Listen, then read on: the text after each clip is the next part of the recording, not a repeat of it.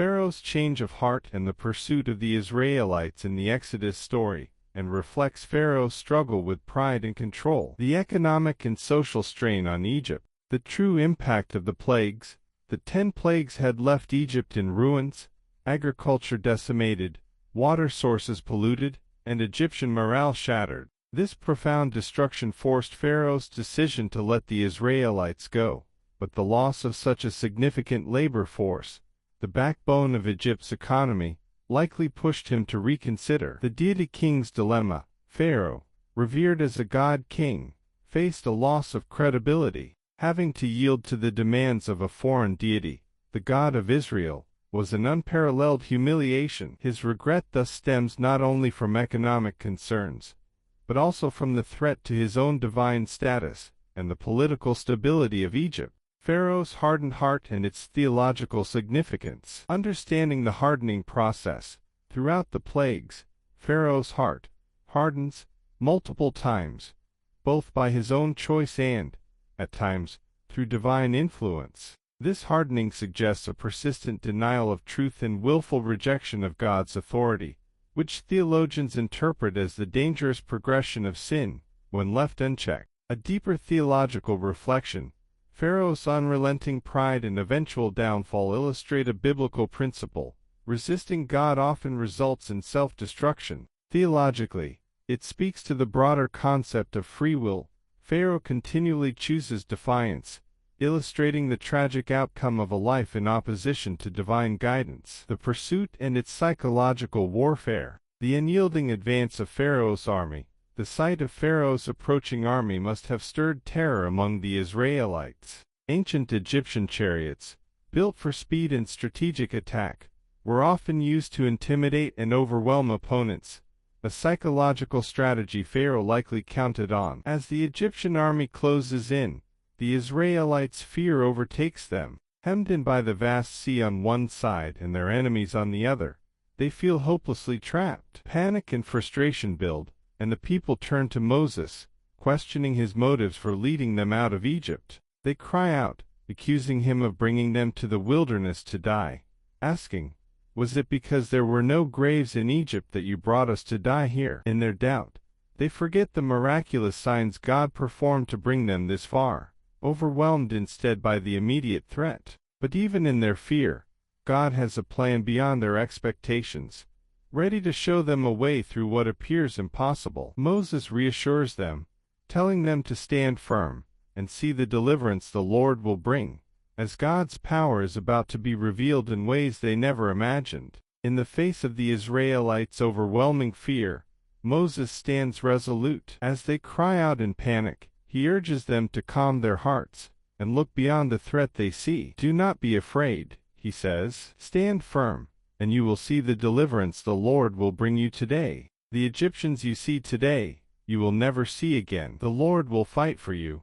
You need only to be still." With these words, Moses reassures the people that God has not abandoned them and is, even now, preparing a path of deliverance. He reminds them that their safety does not rely on their own strength, but on God's mighty hand. In their moment of helplessness, Moses points them to faith, urging them to trust in the unseen power of God who has led them this far and promises to bring them through. In response to the Israelites' fear and Moses' encouragement, God speaks with a bold command.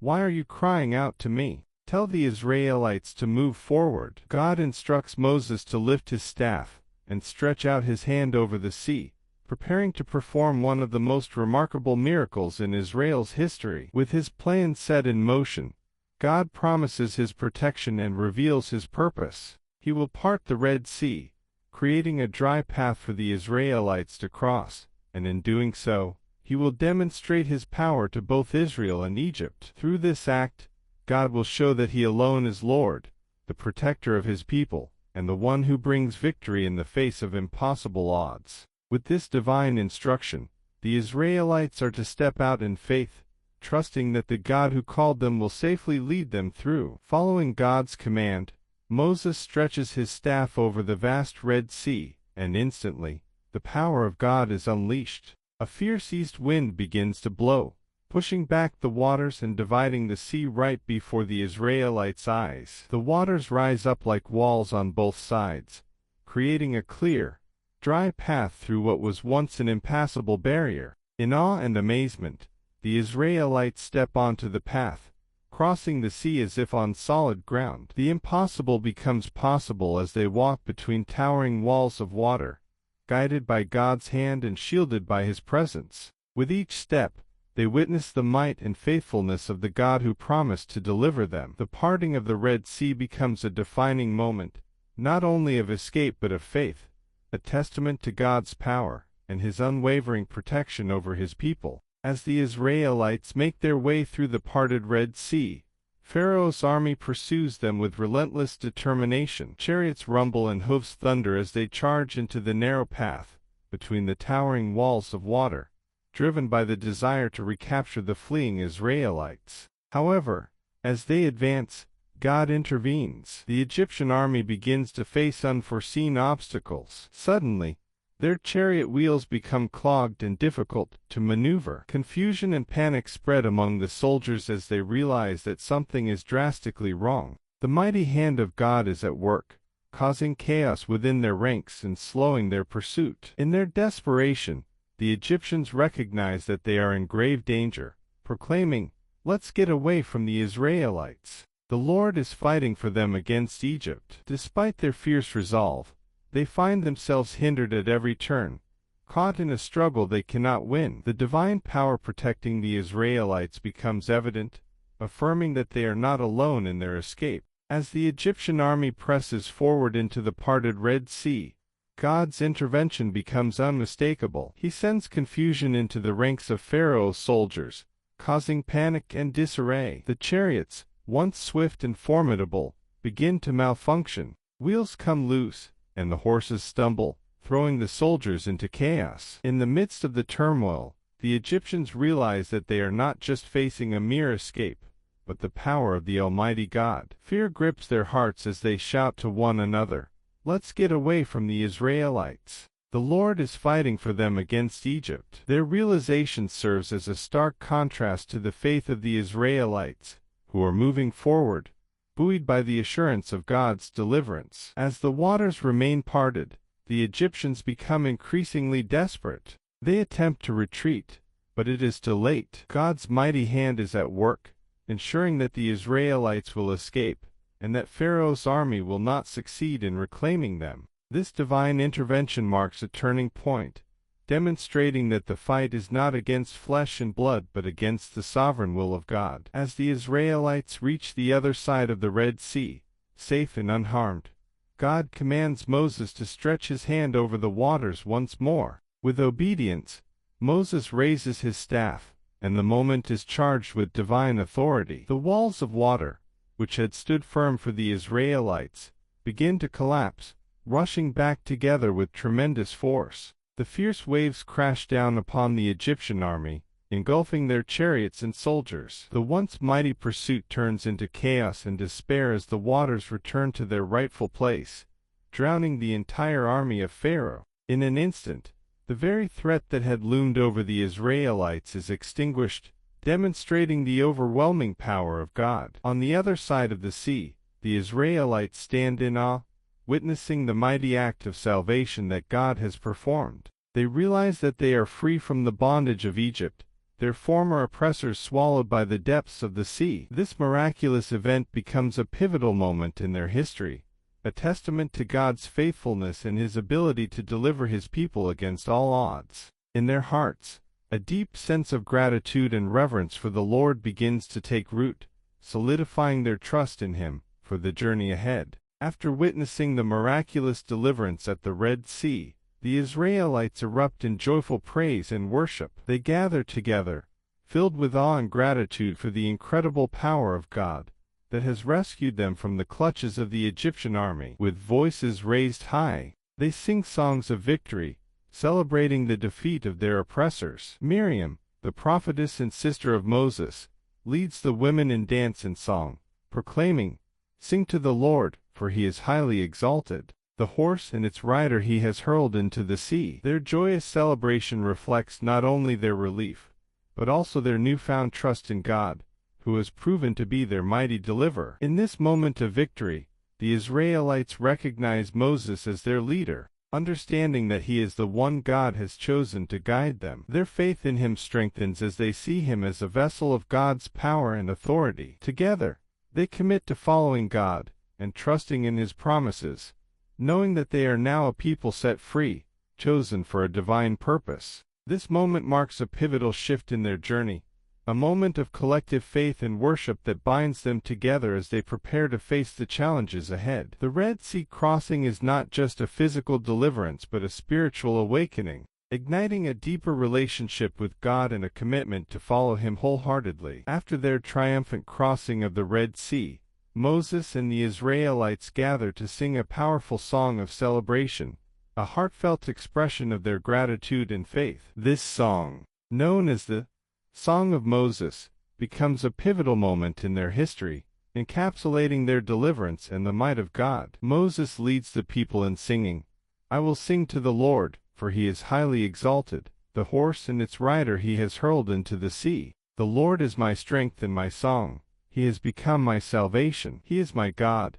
and I will praise him, my Father's God, and I will exalt him." The lyrics echo their profound sense of awe and reverence for God's mighty hand that intervened on their behalf. They celebrate not just the act of deliverance but also the character of God, his strength, his faithfulness, and his unyielding protection. The song continues, recounting how God threw the Egyptians into the sea, illustrating the complete destruction of their enemies, and reinforcing the power of God's judgment. The Israelites affirm their trust in the Lord, recognizing him as their leader and protector in the journey ahead. This moment of communal worship not only solidifies their faith, but also sets a precedent for future generations. The song is passed down through time, a reminder of God's unfailing love and might, encouraging the people to trust in his promises as they embark on their journey to the promised land. It becomes a legacy of hope, celebrating the God who fights for his people and delivers them from bondage. After the triumphant crossing of the Red Sea,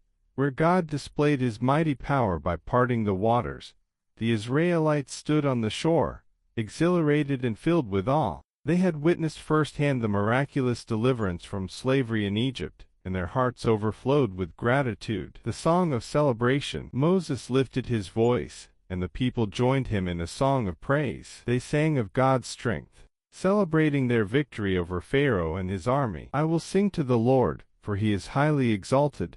Both horse and driver he has hurled into the sea," they proclaimed, proclaiming the wonders God had done. The song echoed across the waves, a powerful declaration of faith and a moment of unity among the Israelites. Miriam, Moses' sister, took a tambourine in hand, leading the women in dance, their joy infectious as they celebrated the Lord's goodness. Setting out into the wilderness. Once the song subsided, the Israelites prepared to journey into the wilderness. Guided by the cloud that represented God's presence, they marched onward, leaving behind the familiar and entering a land of uncertainty. The road ahead was not one of ease. It was a wilderness filled with challenges that would test their faith and resolve. After their joyous celebration at the Red Sea, the Israelites set out on their journey through the wilderness, following God's leading. However, their path soon takes a challenging turn. They travel for 3 days without finding water,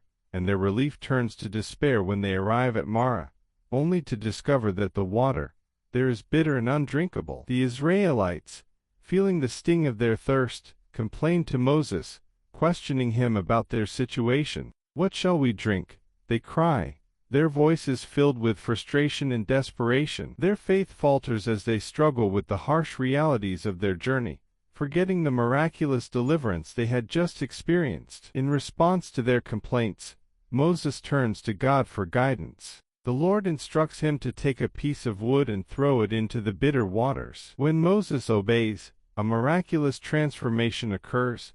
The water becomes sweet and drinkable. This act of obedience demonstrates God's power to provide for his people even in difficult circumstances. God then uses this moment to teach the Israelites an important lesson. He reveals himself as their healer and protector, declaring, "If you listen carefully to the Lord your God, and do what is right in his eyes, if you pay attention to his commands and keep all his decrees, I will not bring on you any of the diseases I brought on the Egyptians, for I am the Lord, who heals you. At Marah, the Israelites learned to trust in God's provision, even when their circumstances seemed dire. This experience deepens their understanding of God's faithfulness and sets the stage for their continued journey in the wilderness, reminding them that He is always present, ready to meet their needs and turn their bitterness into sweetness. Following the miraculous transformation of the bitter waters at Marah, God takes this opportunity to speak to the Israelites about the significance of obedience and His unwavering commitment to them. He emphasizes that their relationship with Him is built on trust and faithfulness.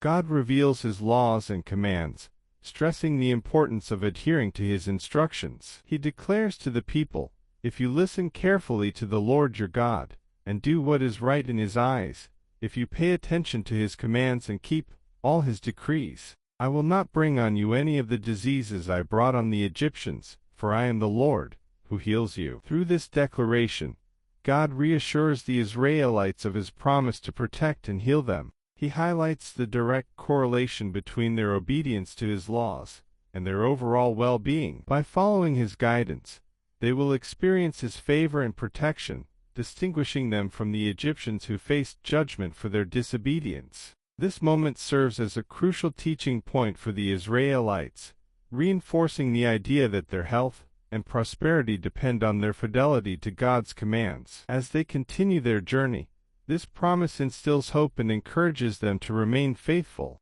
trusting that God will provide for their needs and keep them safe from harm. In this way, the experience at Marah not only brings physical healing through the sweetened waters, but also fosters spiritual growth and a deeper understanding of God's covenant relationship with His people. It becomes a foundational moment in their journey, as they learn to rely on God's guidance and embrace His promises as they move toward the Promised Land. As the Israelites continue their journey through the wilderness, their initial joy and faith begin to wane once again. Soon, they find themselves grumbling and complaining due to hunger, longing for the comforts of their life in Egypt. They voice their dissatisfaction, wishing they had died there rather than face starvation in the wilderness. Their lack of trust in God's provision becomes evident as they express their doubts to Moses and Aaron. In response to their complaints, God hears their cries and decides to demonstrate His faithfulness once more. He instructs Moses that he will rain down bread from heaven for the people. Each morning, as the Israelites wake, they find the ground covered with a fine, flaky substance, manna. They marvel at the sight, asking, "What is it?" which is what the word, manna, means. God provides them with specific instructions. They are to gather only as much as they need for each day, teaching them to rely on Him for their daily sustenance. In the evening, God also sends quail to the camp, giving them meat to eat. This dual provision of manna in the morning and quail at night not only satisfies their hunger, but also serves as a lesson in dependence on God. Each day becomes an opportunity for the Israelites to trust in His provision and to remember that He is their ultimate source of sustenance. God further instructs them to gather enough manna for 6 days, but on the 6th day, they are to collect double, so they can rest on the Sabbath. This practice instills the importance of a day of rest and worship, emphasizing the rhythm of life God desires for His people. Through this miracle, God teaches the Israelites that their needs will be met as they depend on Him. Manna becomes a symbol of His care, sustaining them throughout their wilderness journey, and reminding them of His faithfulness. This experience not only addresses their physical hunger, but also nurtures their spiritual growth, helping them to develop a deeper relationship with God as they learn to trust in His daily provision. As God provides manna from heaven to sustain the Israelites in the wilderness, He also gives them clear and specific instructions on how to gather it. These guidelines are crucial not only for their physical well-being, but also for teaching them valuable lessons about trust, discipline, and obedience. Daily gathering. God instructs the Israelites to gather only as much manna as they need for each day. Each morning, they are to collect an omer, a measurement, for each person in their household. This practice reinforces their reliance on God's daily provision teaching them not to hoard or stockpile what is unnecessary. Avoiding waste. Any manna that is kept overnight will spoil and breed worms, illustrating the futility of trying to save it for future use. This is a reminder to trust God daily, knowing that He will provide for their needs each morning. Gathering before the Sabbath. On the sixth day, however, God instructs them to gather twice as much manna, 2 omers per person. This is so they will have enough food for both the sixth and the Sabbath days. The Israelites are to prepare their meals for the Sabbath on this day, ensuring they do not gather or work on the day of rest, which God has set apart for worship and rejuvenation. Sabbath rest. The instructions emphasize the significance of the Sabbath as a day of rest and a time to focus on God. By providing extra manna on the sixth day, God demonstrates His care for their spiritual needs, reminding them to pause and reflect on His goodness. These instructions about gathering manna serve multiple purposes. They teach the Israelites about dependence on God, the importance of obedience, and the rhythm of work and rest in their lives. Each day becomes an opportunity to witness God's provision and to cultivate a deeper relationship with Him, reinforcing the understanding that He is their sustainer and source of life. As the Israelites continue their arduous journey through the wilderness, they arrive at Rephidim, only to find themselves in a dire situation once again. This time, they are without water. The harsh conditions and lack of basic necessities provoke their desperation, and they turn against Moses, complaining bitterly. "Why did you bring us out of Egypt to die of thirst in this wilderness?" they cry, forgetting once more the many miracles God has already performed on their behalf. In the face of their complaints and escalating unrest, Moses feels overwhelmed. He cries out to God, seeking guidance on how to respond to the people's needs. God listens to Moses' plea and gives him specific instructions. "Go in front of the people, and take with you some of the elders of Israel. Take in your hand the staff with which you struck the Nile, and go. I will stand there before you, by the rock at Horeb. Strike the rock, and water will come out of it for the people to drink." Moses obeys God's command, gathering the elders and leading them to Horeb. There, he strikes the rock with his staff as God instructed. Miraculously, water flows from the rock, gushing forth to provide for the thirsty Israelites. This event not only quenches their immediate thirst, but also serves as a profound reminder of God's provision and presence among His people. The Israelites witness this miraculous act and are reassured of God's care, though it also reveals their tendency to doubt in times of crisis. In this moment, they come to understand that God is willing to meet their needs, even in the most challenging circumstances. Moses names the place Massah and Meribah, which means testing and quarreling, reflecting the complaints of the Israelites and their challenge of God's provision. Despite their grievances, God's response demonstrates His unwavering commitment to His people, assuring them that He is always with them, even in their moments of desperation. This episode reinforces the importance of trusting God, even when faced with adversity, and teaches the Israelites that He is their source of life and sustenance. As the Israelites settle at Rephidim, they face a new challenge, an unexpected attack from the Amalekites. This fierce enemy strikes at a vulnerable moment, catching the Israelites off guard. Seeing the threat, Moses calls upon Joshua and commands him to choose men to go out and fight against Amalek. It is a pivotal moment that will test the strength and unity of the Israelites. While Joshua leads the battle below, Moses ascends to the top of a hill, where he takes a position of prayer and intercession. He raises his hands to God, symbolizing his dependence on divine support for the Israelites. As long as Moses' hands are lifted, the Israelite forces gain the upper hand in the battle. However, whenever his hands begin to lower from fatigue, the Amalekites gain the advantage, causing the tide of battle to turn against the Israelites.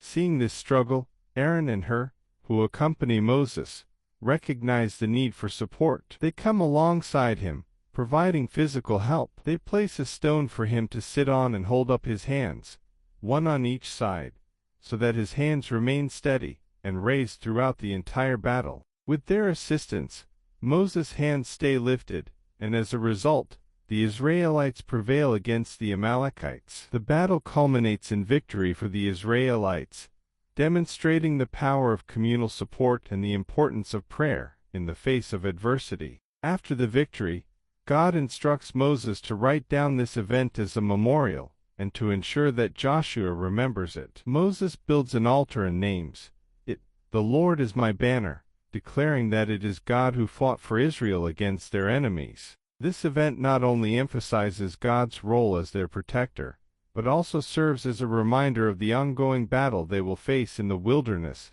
and the importance of relying on God's strength through prayer and community support. The defeat of the Amalekites becomes a significant moment in Israel's journey, illustrating the power of faith, unity, and reliance on God's help during difficult times. In Exodus 18, Moses' father-in-law, Jethro, comes to visit him in the wilderness. After hearing of the great things God has done for the Israelites and their deliverance from Egypt, Jethro brings Moses' wife, Zipporah, and their 2 sons, Gershom and Eleazar, to reunite with him. Upon arriving at the camp, Jethro observes Moses' daily routine, where he sits from morning until evening, judging the people and addressing their disputes. He notices that Moses is overwhelmed by the sheer volume of complaints and conflicts, with everyone seeking his counsel. Concerned for Moses' well-being and the welfare of the people, Jethro approaches him and offers wise counsel. "What you are doing is not good," Jethro says. "You and the people who come to you will only wear yourselves out. The work is too heavy for you.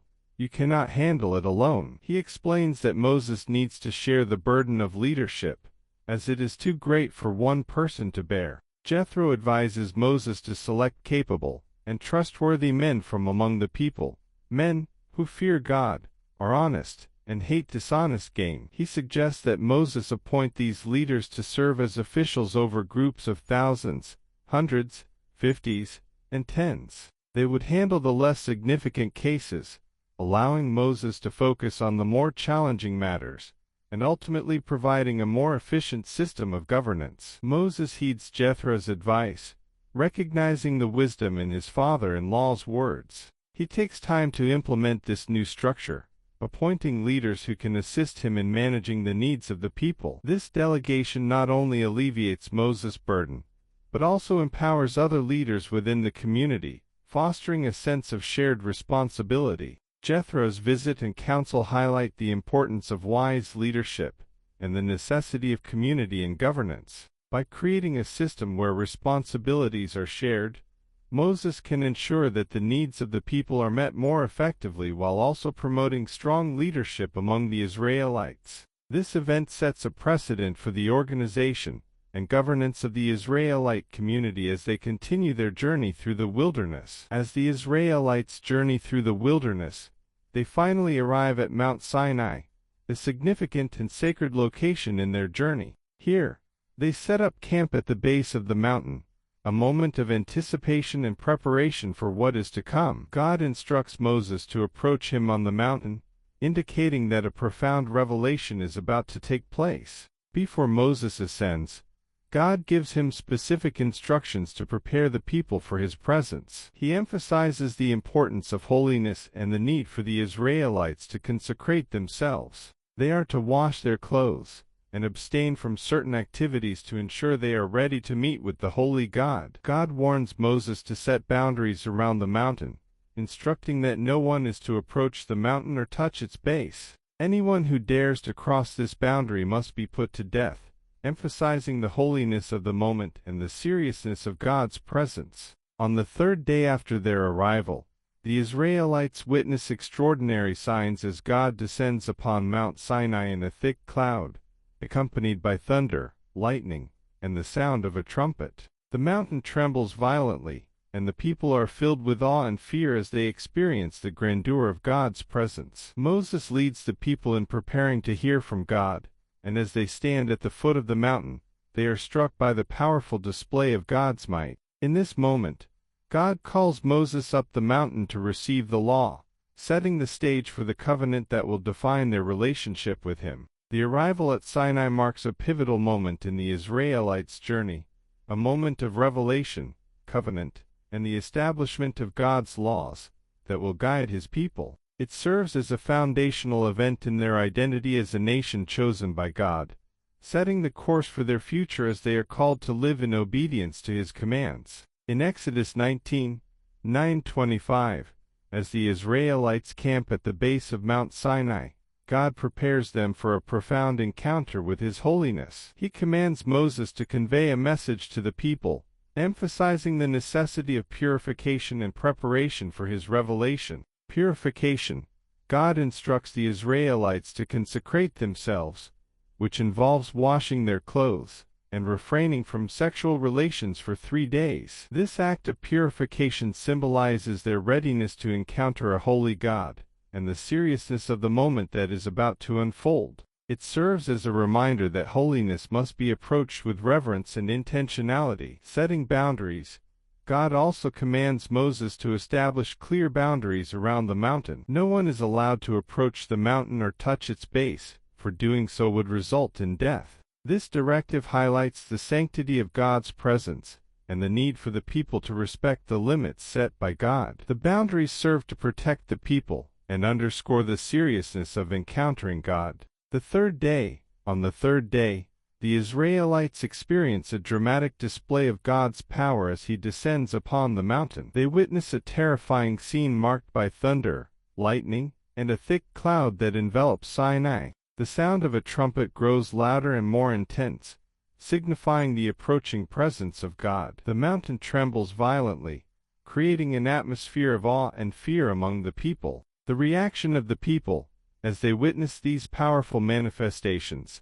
The Israelites are filled with fear and trepidation. They recognize the gravity of the moment and their own smallness in the face of God's majesty. This experience prepares them to receive the law and understand the covenant that God is about to establish with them. Moses' role.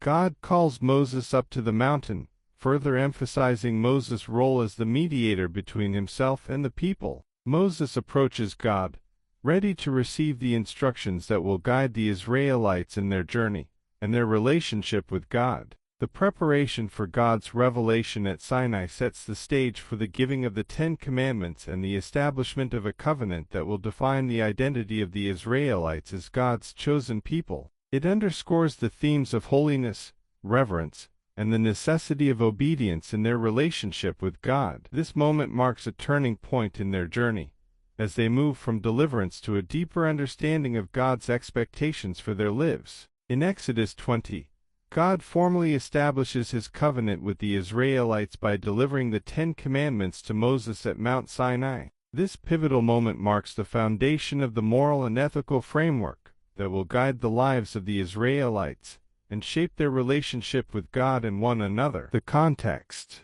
As the Israelites stand at the base of Mount Sinai, still reeling from the awe-inspiring display of God's power, God speaks directly to Moses. The people are instructed to remain at a safe distance, while Moses ascends the mountain to receive God's laws. The 10 Commandments. The 10 Commandments, also known as the Decalogue, are a concise summary of God's expectations for His people. They address both their relationship with God and their interactions with others.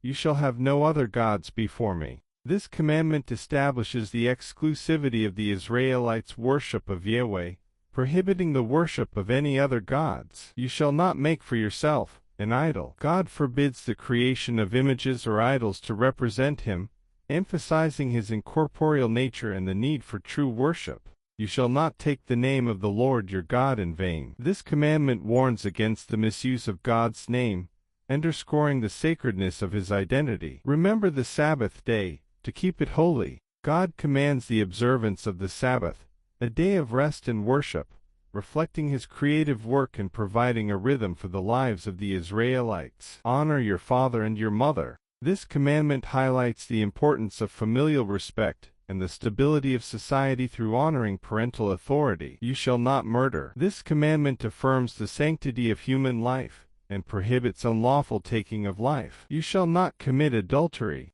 This commandment underscores the value of marital fidelity and the sanctity of family relationships. You shall not steal. God commands respect for the property and rights of others, promoting justice and trust within the community. You shall not bear false witness against your neighbor. This commandment prohibits lying and deceit, especially in matters of justice, to foster truthfulness and integrity. You shall not covet. This final commandment addresses the inner desires of the heart, warning against greed and jealousy that can lead to further sin. The purpose of the commandments. The 10 Commandments serve several important purposes. Covenantal relationship. They establish the terms of the covenant between God and the Israelites, highlighting that obedience to His laws is essential for maintaining their relationship with Him. Moral guidance. The commandments provide a moral compass for the Israelites, guiding their conduct and helping to create a just and harmonious society. Community structure. By addressing both vertical, God-human, and horizontal, human-human, relationships, the commandments lay the foundation for social order and communal living. God's holiness and authority. The giving of the commandments emphasizes God's authority and holiness, reminding the Israelites that they are to live according to His standards. The Israelites' response. After receiving the commandments, Moses returns to the people and conveys God's words. The Israelites respond with fear and reverence, acknowledging the seriousness of their covenant with God. They promise to obey His laws, setting the stage for their journey as a nation set apart for God's purposes. The giving of the 10 Commandments is a monumental event in Israel's history, marking their transition from a people liberated from slavery to a nation governed by divine law,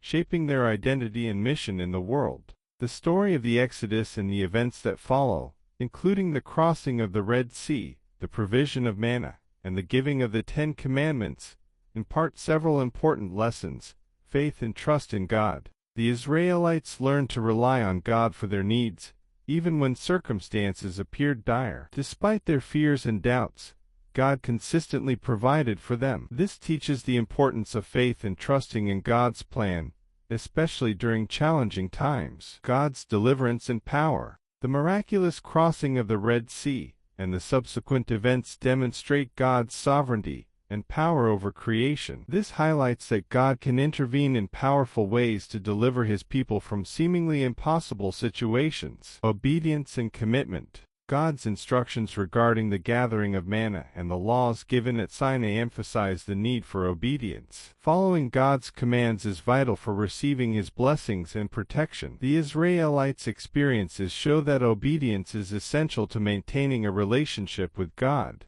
Community and leadership. Moses' leadership and the counsel from Jethro illustrate the importance of community and shared responsibility. No leader can do everything alone. Seeking help and delegating tasks to capable individuals is crucial for effective leadership and the well-being of the community. Gratitude and worship. The song of celebration following the crossing of the Red Sea reflects the importance of gratitude and worship. Remembering and celebrating God's acts of deliverance fosters a spirit of thankfulness and strengthens faith. Preparation for holiness. The instructions given at Sinai regarding purity and holiness remind the Israelites of God's nature and their calling as a holy people. This teaches that approaching God requires reverence and preparation. God's provision in difficult times. The provision of manna and water illustrates that God meets our needs even when we are in the wilderness or facing hardship. It encourages believers to rely on God to provide for both physical and spiritual sustenance. Covenant relationship. The giving of the 10 Commandments establishes a covenant relationship between God and His people, emphasizing the importance of moral living and community ethics. This teaches that God desires a relationship with humanity and sets guidelines for living in harmony with one another. Conclusion. Overall, the story of the Exodus teaches enduring lessons about faith, obedience, community, leadership, and God's faithfulness. These principles are foundational for personal and communal spiritual growth and serve as a reminder of God's unchanging nature and His commitment to His people throughout history. May your spiritual journey be filled with God's grace and peace. Don't forget to like, subscribe, and share this video to inspire others on their walk with the Lord.